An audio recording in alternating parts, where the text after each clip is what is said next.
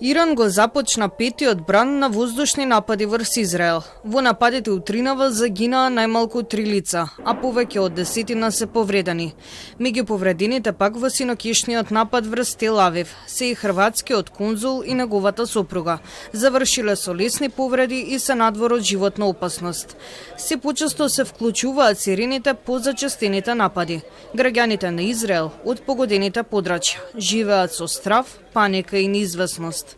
הייתה אזעקה, הערתי את אשתי, רצנו למטה למקלט, נעלנו את הדלת, אחרי כמה דקות היה בום שהרעיד את כל הדלת של המקלט. הדלת נפתחה במקלט, ושמענו רעשים, חשבנו זהו, הלך הבית. והלך חצי בית, התפרק. התחילו אזעקות הבוקר, פתאום היה פיצוץ מטורף בשכונה. כל השכנים מתלוננים על פיצוץ זכוכיות. מאחורה אפשר לראות את ההריסות, נפגעו 3 וילות. Цели на иранските напади се Тиверија, Гологанската висорамнина и Долна Галилеја.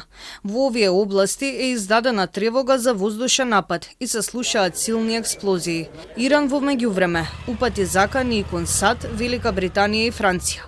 Ако му помогнат на Израел, ќе бидат нападнати нивните воени бази и бродови во регионот. Според иранската новинска агенција Фарс и високи воени извори, нападите врз Израел ќе продолжат.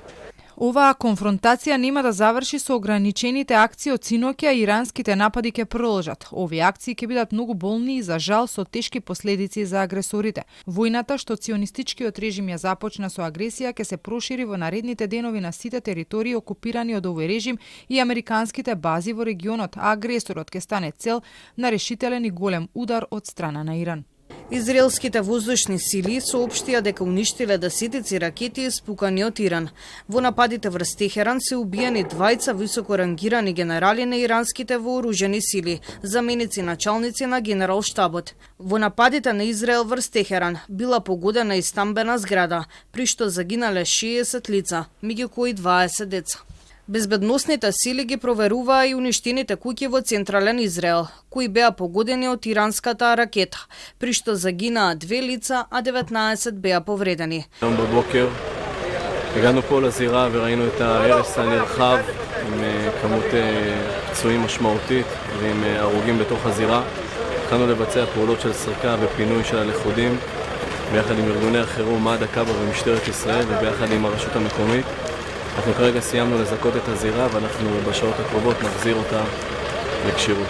Во меѓувреме иранското министерство за надворешни работи соопшти дека не е донесена одлука за откажување на следната рунда разговори за нуклеарната програма на земјата со САД, но присуството на ирански представник не е сигурно. Средбата е закажана за утре во Оман.